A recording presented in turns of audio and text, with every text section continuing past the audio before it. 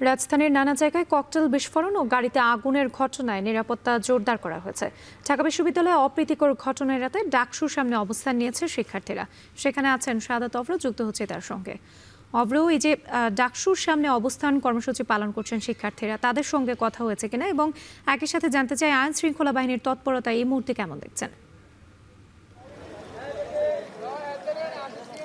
রাঁচি এই মুহূর্তে কিন্তু হচ্ছে ডাকসুর সামনে থেকে মিছিল নিয়ে সবাই উপস্থিত হয়েছে এই টিএসসিতে।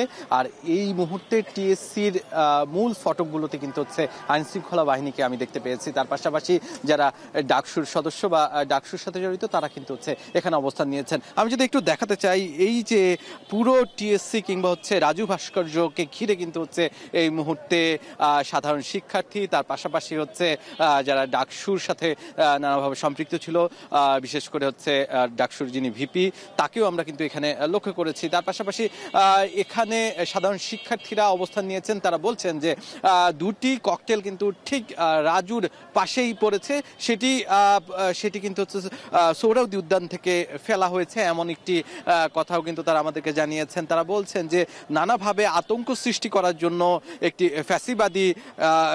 ফ্যাসিবাদী দল, তারা কিন্তু নানাভাবে হচ্ছে তাদের কার্যক্রম, তাদের জায়গা থেকে বাসে আগুন থেকে শুরু করে নানাভাবে তারা আতঙ্ক সৃষ্টি করতে চাইছে। এটিকে কোনোভাবেই ঘটতে দেওয়া হবে না, যার কারণেই কিন্তু তাদের আজকের এই অবস্থান। এবং আমরা মিছিল নিয়ে নানা জায়গা থেকে কিন্তু এই রাজুর সামনে আসতে দেখেছি। রাজু ভাস্কর্যের সামনে কিন্তু নানা হল এবং যারা ছাত্রছাত্রী আছে তারা কিন্তু হচ্ছে এখানে এসে অবস্থান নিয়েছেন।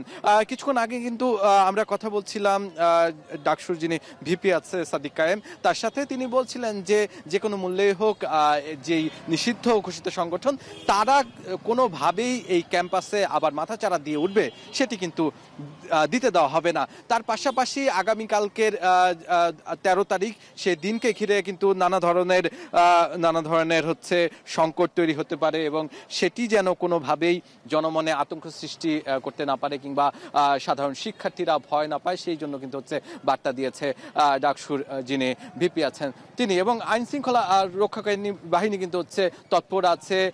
বিশেষ করে ঢাকা বিশ্ববিদ্যালয় এলাকা আমি পুরোটা ঘুরেই দেখেছি, আইন শৃঙ্খলা বাহিনী পুরোপুরি তৎপর।